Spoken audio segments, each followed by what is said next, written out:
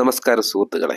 ലോകകപ്പ് നോക്കൌട്ട് റൗണ്ടിലെ ഏറ്റവും ആവേശകരമായ മത്സരങ്ങളിലൊന്നിലേക്ക് എല്ലാവർക്കും സ്വാഗതം. നാളെ നേർക്കുനേർ എത്തുന്നത് യൂറോപ്പിലെ രണ്ട് കരുത്തരായ ടീമുകൾ പോർച്ചുഗലും ക്രൊയേഷ്യയും. എന്നാൽ ഈ മത്സരത്തിന്റെ ഏറ്റവും വലിയ പ്രത്യേകത ടീമുകൾ മാത്രമല്ല, ലോക ഫുട്ബോളിനെ വർഷങ്ങളോളം വിസ്മയിപ്പിച്ച രണ്ട് ഇതിഹാസ നായകന്മാരായ ക്രിസ്ത്യാനോ റൊണാൾഡോയും ലൂക്ക മോഡ്രിച്ചും വീണ്ടും നേർക്കുനേർ എത്തുകയാണ്. ഒരു വശത്ത് ഗോളുകളുടെ രാജാവ്, മറുവശത്ത് മിഡ്ഫീൽഡിന്റെ മാന്ത്രികൻ. ഒരാൾ ഗോൾ നേടുന്നതിൽ ചരിത്രം സൃഷ്ടിച്ചവൻ, മറ്റൊരാൾ കളിയെ നിയന്ത്രിച്ച് ടീമിനെ വിജയത്തിലേക്ക് നയിക്കുന്നവൻ. അതുകൊണ്ടുതന്നെ ഇത് ഒരു സാധാരണ മത്സരം മാത്രമല്ല, രണ്ട് ഫുട്ബോൾ യുഗങ്ങളുടെ ഏറ്റുമുട്ടലാണ്.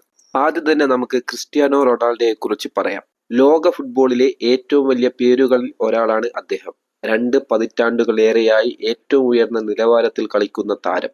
ക്ലബ്ബ് ഫുട്ബോളിലും രാജ്യത്തിനായും അനവധി റെക്കോർഡുകൾ സ്വന്തമാക്കിയിട്ടുണ്ട്. നിർണായക മത്സരങ്ങളിൽ സമ്മർദ്ദത്തെ അവസരമാക്കി മാറ്റുന്ന താരം എന്ന പേരും റൊണാൾഡോയ്ക്ക് സ്വന്തമാണ്. അവസാന നിമിഷം വരെ പോരാടുന്ന മനോഭാവം തന്നെയാണ് അദ്ദേഹത്തെ മറ്റു പലരിൽ നിന്നും വ്യത്യസ്തനാക്കുന്നത്. അപ്പോൾ അടുത്തത് നമുക്ക് ലൂക്ക മോഡ്രിച്ചിലേക്ക് വരാം. ഫുട്ബോൾ ആരാധകർ അദ്ദേഹത്തെ ഒരു മിഡ്ഫീൽഡർ എന്നതിലുപരി ഒരു കലാകാരനായി കാണുന്നു. കളിയുടെ വേഗത നിയന്ത്രിക്കാനും വ്യത്യസ്തമായ പാസുകൾ നൽകാനും ആവശ്യമായ സമയത്ത് ആക്രമണം ആരംഭിക്കാനും മോഡ്രിച്ചിന് അസാധാരണമായ കഴിവുണ്ട്. തന്റെ രാജ്യമായ ക്രൊയേഷ്യയെ ലോക ഫുട്ബോളിന്റെ ഏറ്റവും ഉയർന്ന വേദികളിലേക്ക് എത്തിച്ച നായകനാണ് അദ്ദേഹം. ചെറു രാജ്യമായ ക്രൊയേഷ്യക്ക് ലോകവേദിയിൽ വലിയ സ്വപ്നങ്ങൾക്കാണ് ആത്മവിശ്വാസം നൽകിയ ക്യാപ്റ്റൻ എന്ന വിശേഷണവും അദ്ദേഹത്തിനുണ്ട്.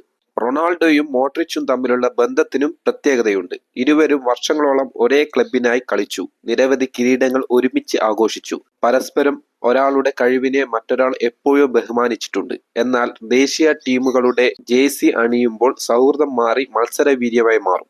നാളെ അതാണ് വീണ്ടും ലോകം കാണാൻ പോകുന്നത്. പിന്നെ ഈ മത്സരം ഇരു ടീമുകൾക്കും എത്ര പ്രധാനമാണ് അത് നമുക്ക് നോക്കാം. ഈ ഒരു മത്സരം നോക്കൌട്ട് ഘട്ടമാണ്.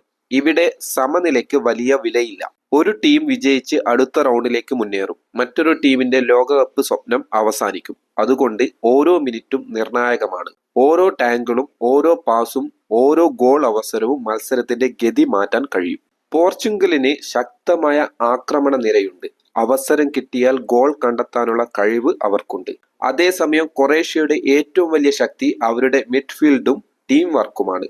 ക്ഷമയോടെ കളി നിയന്ത്രിച്ച് എതിരാളികളെ സമ്മർദ്ദത്തിലാക്കാൻ അവർക്കറിയാം.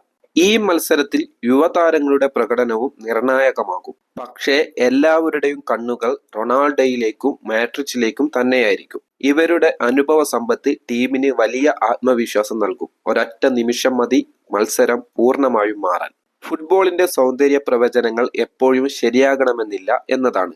പേപ്പറിൽ ശക്തരായി തോന്നുന്ന ടീം ചിലപ്പോൾ തോൽക്കും. അണ്ടർഡോഗ് എന്ന് കരുതിയ ടീം ചരിത്രം സൃഷ്ടിക്കും. അതുകൊണ്ട് തന്നെ ഈ മത്സരത്തിന്റെ അവസാന വിസിൽ മുഴങ്ങുന്നതുവരെ വിജയിയെ പ്രവചിക്കാൻ എളുപ്പമല്ല.